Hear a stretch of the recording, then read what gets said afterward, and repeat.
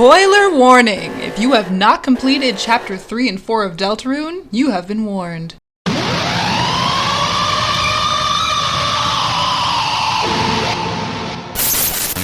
Hello there, and welcome to an audio commentary of this Speedpaint.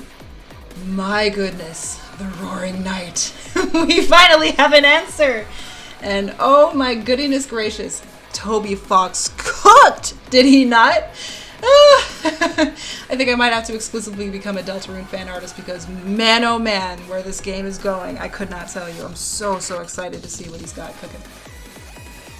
Mama Toriel and her Cheryl, how dare you not wake up? Goat Mom was snoozing so hard, man. Come on, Mom, we're dying out here! Your child is about to die. But at the end of the day, I can't blame Toby. It's building more intrigue, right? So this is something new that I'm trying out. This may be the first and last Speedpaint commentary, depending on how things go. You guys really decide.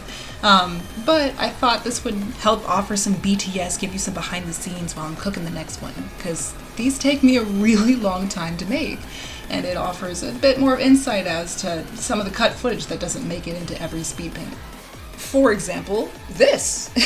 I'm not a comic book artist, but frankly, I couldn't think of any other way to somehow tether all of these separate scenes into one composition. And there was just too many things that happened in quick succession. My brain was exploding, you guys. Plus, I wanted to throw in the attack patterns somehow because they were just so stinking cool, man. Did you see him? There's a Tenno! Look it! There he is! And then he's gone. There was a Tenno here originally. But I don't know. Tenno was gonna be in this, but I scrapped him last minute. The meme lord would have taken the seriousness out of the composition. First of all, hey best friend Susie. We all want you as our best friend! Oh my god, the character development that Toby did. I'm just so enamored every single time we get a piece of Deltarune Chapter lore. It always feels like Toby puts his characters first, which I so greatly appreciate. Every single moment in the game is dedicated to his characters. If it's not the storytelling, if it's not the overarching plot, the musical storytelling, oh my god! It's a character-driven story, and it's just so much more appreciated. We got so much Susie in these last two chapters. Please don't die. My heart would not be able to take it. But something briefly I did want to mention, if you haven't noticed, line art is my favorite part of the process. I don't usually offer tutorials, but I, by any means, am always a student happy to share what I've learned, so if you would like a bit more of an in-depth look at my brush settings or how I texture with line art, let me know. Also, Chris! I don't know how to draw them, but God, I love this tortured mess of pixels. Just the little bit of agency. I almost cried when Chris finally got rid of us and got to play the piano at Noelle's house. Man. Now, I'm not a gamer. Flowey called me out in Undertale. I watch games. I did not play this game. I watched people play it, so forgive me. Big baby 5-year-old who can't occasionally play Toby Fox horror games. Sorry. But I was gonna say, I can't recall another situation like Chris's, where the player's influence actually has plot relevance on other characters and its world. I find Chris so fascinating. The poor thing just wants to ransack Mom's fridge and sleep. But also, our influence is improving their life. How horrible is that? That they're being puppeteered by either a benevolent or antagonistic murderer, depending on your choices. Hello, Undyne. I think I redrew her sketch like 3 or 4 times. I was really trying to nail it down a new style, and I desperately am trying to get more character in my drawings, because I'm usually all about the pose and the positioning of the body torquing in space, but I wanted to challenge myself a bit more with expressions in this picture. Also, new song dropped. Literally right before I uploaded this video, Shara had dropped this remix. Holy crap, it's so good. Thank you so much, Shara. As well as shoutouts to the amazing Oxblood, who made such a powerful force of an opening song in the very beginning. I knew that was my opener the second I heard it, so props to you, man. And the last song, before I tell you what it is, it's a gold banger. Give him some love. Okay, I just gotta say, dang it.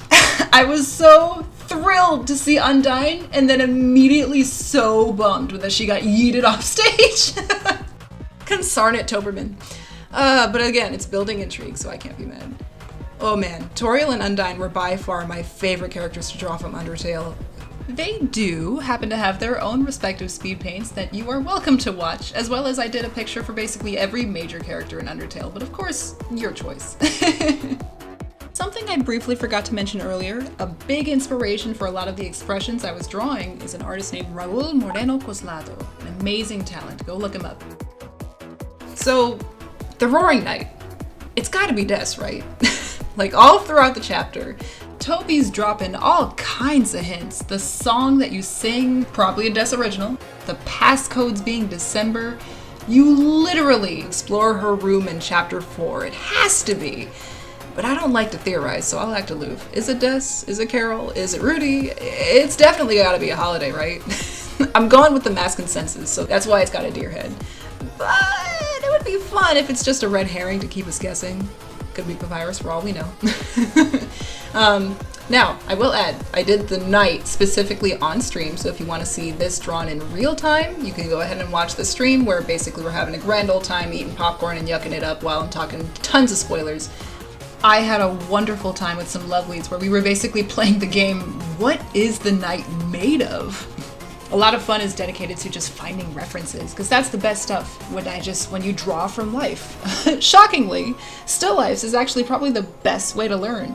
This eye that you're looking at, I was literally drawing, as you can see in the top left corner, an eyeball. And you can actually kind of tell where the shine hits it and reflects the light on the side of it. It just tells you more information. A really cool person actually told me, or they suggested lacquer, like black inky goop. That's why the knight's mouth is all kind of like gross and gloppy. We were playing a fun game of like, what on earth is this creature made of? Is it glass? Is it goop? Is it like some kind of ink? I have no idea. By the way, you should hit that button and subscribe if you want to. I would be very grateful, but you do you, of course. I love you anyway, regardless. I hate to say it, but you know, it always helps out. Gotta say, this post specifically does not exactly highlight the Gaster hands, but you know, it'll do for now. Oh, here we go! Okay, this was fun. I got to do this stuff off camera, but this was basically me learning how to paint snow. Getting into the background a little bit, I wasn't sure if I wanted to just have them exist in a black void or actually sitting in the kind of refrigerator AC unit area that they were in. It basically is a black void, but you know, there's snow. So it gave me a chance to, again, look up a cool reference, and here it is. This is a chance for me to showcase a lot of the stuff that I was learning is literally just drawing from life. There is no exact, you know, copy or replica of the dark fountain, but if you look up ink in water, that's kind of what I was going for. Now here we go. Again, drawing from life. I'm literally looking at how metal bends and how it shapes light. This was a really fun exercise to figure out, and it gave me a chance to test some new brushes a little bit. So be, you know, curious and ask yourself, how does this thing work in real life? It really does make the painting process a lot more fun when you can just kind of copy what you see. Now, obviously, depending on the situation, you may not always be going for realism. That's when you get a bit more into style. Obviously, this is taking heavy inspiration from, say, like anime, which is line art, and literally getting into cell shading right now, honestly. Now, hold up. Oh yeah. End song incoming, baby. You are not ready. Nyx knocked it out of the park. Holy crap, I love this remix. Go off, brother.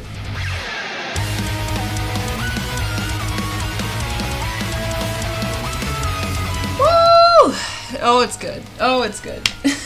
Marvelous job. I gotta shake that friend's hand. Oh my god. Fantabulous work, sir. Closer the second I heard it. But anyway, I will always be a defender of anime art. I think that's how a lot of us start out, which is we start drawing what we see when we're young, and we're inspired by things that we see when we're young. So why art teachers get all up in arms and start screaming their heads off and throwing tantrums at anime is not real? It's like, gosh, it's a style, for criminy's sake. Let it be what it is. But before I start gushing about my whole opinion on anime versus art and all of that, I did want to offer some tips and tricks because I think that's more beneficial to you than me just ranting and raving about nothing, frothing at the mouth. So, really quickly, the one takeaway that I want to offer you all, if there's anything that I learned while I'm drawing as an artist, contrast. Contrast is the mother of everything at the top of the list. That's always something that will benefit you in your art. If you want to be better at art, how can you push something a little bit closer, further from the edge?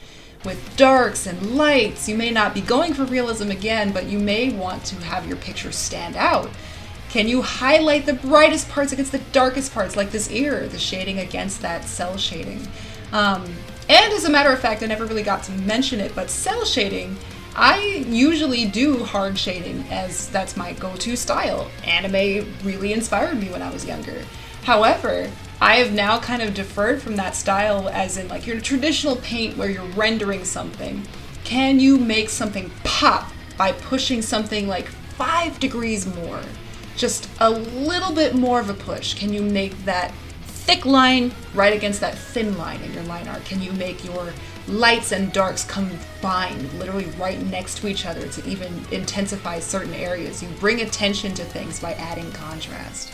And that really has been the basic principle I've followed in every single picture I draw. And as someone who tends to get stuck in the details, a lot of us I feel like are in that space where I'm a perfectionist, I'll admit. I think a lot of us artists are in any respect. Is it possible you could take a moment to zoom out and see what you're drawing? And is it actually adding detail, or is it just something you're getting stuck in the weeds with? Even if you don't have access to a separate monitor, if you have a navigator at the top of your screen when you're drawing, can you zoom out and see the big picture? Oh my god, Nyx is destroying my brain with that guitar! I might have to just shut up and let you listen because it's just too good. I know you wouldn't mind that anyway. But as we're getting to the end here, I do have to plug some things. So first and foremost, I stream here on this channel every Tuesday at 1 p.m. Pacific Standard Time, as well as at another channel on Sundays Pacific Standard Time at 3 p.m. called the Crystal Library, where everything I know, you can know. I'm currently learning anatomy, Blender, and much, much more. Finally, if you want to watch the Speedpaint without any commentary, I won't be offended. There's a separate version. Go for it. Last but not least, I gotta give a huge thank you to you watching this. If you got to this point in the video, you have my utmost gratitude. Please comment a potato in the chat, and you spectacular spuds have my utmost gratitude. Let me know what you want to see next. On the docket is probably going to be the Titan, possibly this picture with a lot of stained glass to play with, but please let me know what you would like to see, and welcome to Crystal K. Have a wonderful day, everybody.